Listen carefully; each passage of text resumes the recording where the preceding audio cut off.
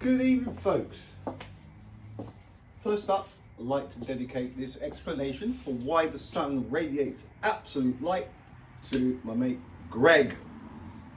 Fuck MND. Okay, from the top. Every time I talk about pyramids, people suddenly throw speed of these questions at me. And when I'm doing this, people somehow bring up the pyramids like there's some kind of a delay in between. But anyway, enough questions about this one. One was about the 4.6 seconds. Where does that come from? If you're not understanding where the 4.6 seconds comes from, then you obviously don't understand too much about why it takes 8 minutes and 20 seconds for imaginary, hypothetical, never seen before photons arrive here, planet Earth. 8 minutes and 20 seconds. From the very top then. Let's start. Blank canvas mind. Not literally. Wake up, everyone. Okay. The speed of light and the sun's diameter. These are the numbers that they give us, right? These are the numbers that they give us. And I'm explaining it in a round world because it's what I know, okay? Sun's diameter, 1,390,000 kilometers. From there to there, or from there to there. From one side to the other. Speed of light, 299,792 kilometers per second, okay? If we divide the sun's diameter by the speed of light, it gives us 4.6 seconds. Therefore, it takes the sun 4.6 seconds to radiate its own light, the distance of its own diameter. Turn the sun on now. 1, 2, 3, 4.6 seconds. This is how long it would take for the sun to radiate its own light, the distance of its own diameter. This alone is such an absurdity that why are we believing this? What this is saying, what this is suggesting, is this, if it were the sun, God, I'm always getting caught up everywhere. Oh, will you get out of there? God, it's gone round twice, look. Right, if this were the sun, right, and it turned on, bang, it would take 4.6 seconds. 1, 2, 3, 4.6, something like that. One diameter, but it actually radiates light like this. Absolute. Not one diameter every 4.6 seconds, probably a million diameters as soon as it's switched on, and people would see it immediately. There are no restrictions. Our eyes aren't restricted by anything. If there is a light source in the night sky and it is going to be visible to us at any time, it will be visible to us instantly. It's, you see it or you don't. It doesn't, we're not that far away that a star turns on and we don't see it for 3 years and then, oh look, what's that coming? Oh, it's so stupid. It really is. It really, really is. So, that's where we get the 4.6 seconds from. We divided the sun's diameter by the speed of light. 4.6 seconds to reach from one side to the other. From there to there. Then there to there. The other number, we have 150 million kilometers between the sun and planet Earth. 150 million kilometers. It's a nice, tidy number. isn't it? Convenient, very tidy. I wonder how accurate that is. If we divide that distance of 150 million kilometers by the sun's diameter, 1,390,000, we get 107.9. We call it 108. There are 108 suns, or sun diameters, the distance 108. 1, 2, 3, 4, 5, 6, 7, 8, 9. There's 108 sun diameters in between Earth and the sun. 108 sun diameters. If we multiply that 108 sun diameters by 4.6 seconds for each of those diameters, we get 496.8. 500 seconds is 8 minutes and 20 seconds. There's your 8 minutes and 20 seconds. The reason that Mickey Mouse photons that don't exist, right? The reason they take 8 minutes and 20 seconds to reach us from the sun is because it's taking the sun 4.6 seconds to radiate its own light the distance of its own diameter. It's ridiculous. It's ridiculous. Nothing takes that long to radiate its light anywhere. Just going to have a couple of skittles and then we're going to do the eclipse. Something I made up.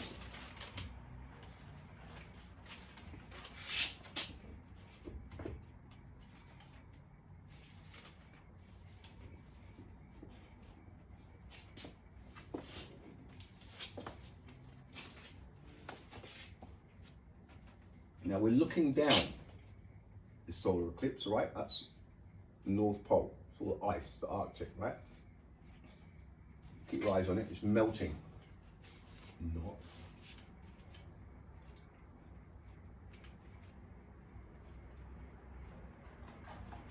Oh no! Put my spinning earth. Right. Upgraded, see? People saying, you're making facts up. These are facts that your speed of light is making up. These are its facts. I'm just showing you what they are. None of you seems to understand your own science. Or you can't do.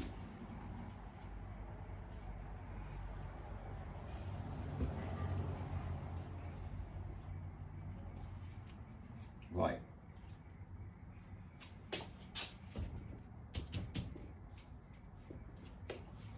Light is everywhere, okay? Light is everywhere, apart from here. Solar eclipse, right? Now, don't slouch, darling. I'm saying that the sun's light has to be absolute. Where's my stick? No, there it is. It has to be absolute for the sweet spot, that line, that black line that's coming along, look, that's the sweet spot on planet Earth, right?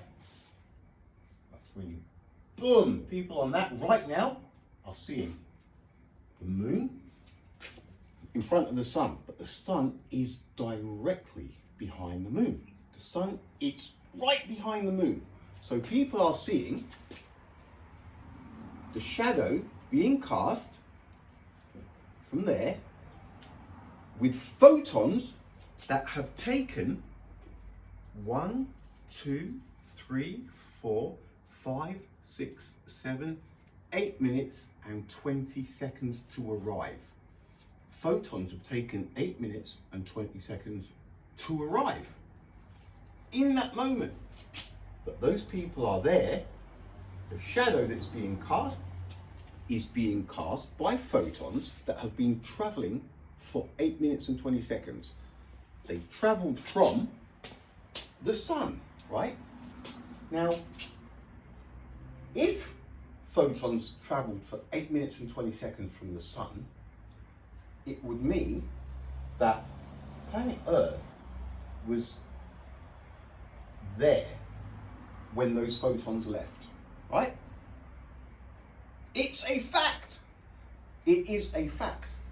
Earth spins 2.08 degrees anti-clockwise on its axis in 8 minutes and 20 seconds. This is a fact, right?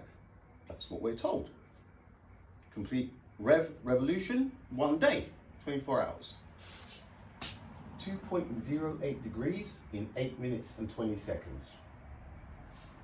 So when these people here are witnessing the moon right in front of the sun directly behind the moon, what they're seeing is the photons that have been traveling for 8 minutes and 20 seconds, as well as the light source that radiated them 8 minutes and 20 seconds earlier. How is that possible? How is it possible? Because if they took 8 minutes and 20 seconds to arrive here, and planet Earth has obviously been doing 2.08 degrees in the last 8 minutes and 20 seconds, why is the sun still there? It cannot be. It's a paradox. It simply cannot be, right? It's ridiculous. We're in this position. In 8 minutes and 20 seconds time, we are gonna, poof, move into that perfect sweet spot. It's the moon, does that, but really it's us spinning on our axis anti-clockwise. That's why most of that movement happens. So again, the photons leave. Okay, Mark, get set, go.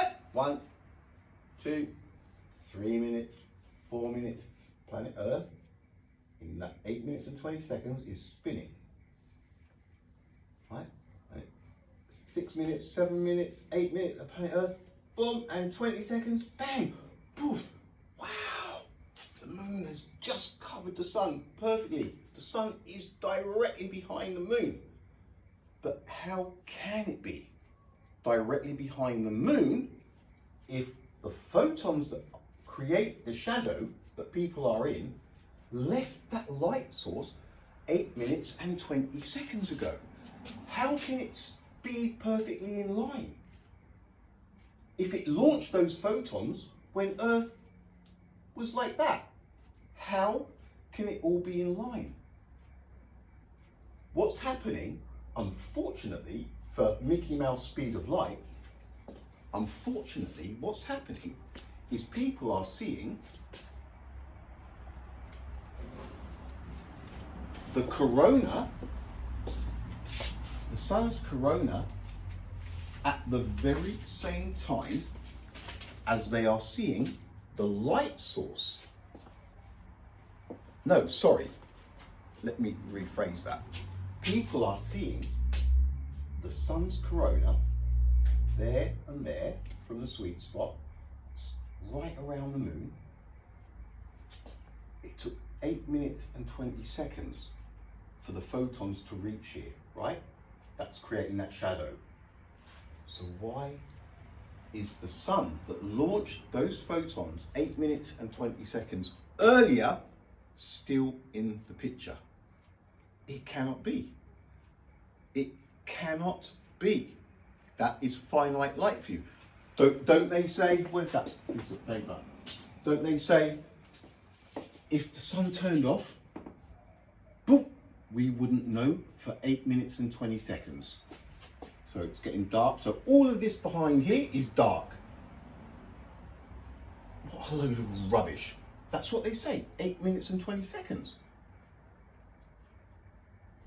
It would get to 8 minutes 15, it'd still be perfectly light and everything, and we wouldn't know, and then suddenly, bang! What a load of rubbish. But that is finite light. If you wouldn't know that the sun had turned off for 8 minutes and 20 seconds, why is it that during a solar eclipse, you're seeing the sun and what happened 8 minutes and 20 seconds earlier as a shadow. How is that possible? If it took 8 minutes and 20 seconds for the sun, for the photons to reach the moon, that sun, Earth would have already moved 2.08 degrees out of the way. It's your finite light that is the problem. A solar eclipse can only play out the way it does. And this is a fact, right? If the sun's light is absolute. Anything else will not work. It's a paradox. It cannot play out like that. You could say, what if it took the sun's light an hour, for example, to get here? What would happen then if it took an hour for the sunlight to get here? By the time, if people were looking at, again, see, you can't even talk about it because it cannot happen. You cannot see the light source directly behind the thing that is casting its shadow if it took 8 minutes and 20 seconds to reach here, at the same time as seeing the shadow, if you know what I mean. You can't see the light source and the results of that light source if there is an 8 minute and 20 second gap together. You can't see them together. How? This is your science, right? So when you're looking at that sun directly behind the moon, the reason you're seeing it like that is because there is no delay. There is no delay. If there were a delay, it's a paradox. We'd never be able to line up like that. The end. So you can paint this any color you want. And by the way, the colors you see are actually on the board. They're not made up in the back of my head with rods and cones. It's absolute light. It's more than obvious, isn't it?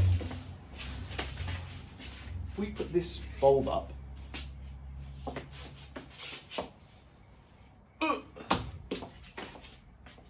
so guess roughly if that's going to be same diameter as the sun, right? What they're saying is the sun behind this bulb, if they're in line and roughly the same diameter, behind that bulb, if it turned on from off, its light would go 1, 2, 3, 4.6 seconds. It's impossible. Nothing radiates like that slowly. This is a bulb, 5 centimeter bulb. Look, how many diameters? Look. So we think that as things get bigger and more powerful, suddenly they slow down in relation to a smaller of itself when it was smaller. So the bigger it gets, the slower it radiates its light in relation to its former self. The bigger it gets, it just goes, slows down. Ridiculous. Illogical and ridiculous. All right, Greg. Fuck MND, bro. Love ya. All right, later, folks.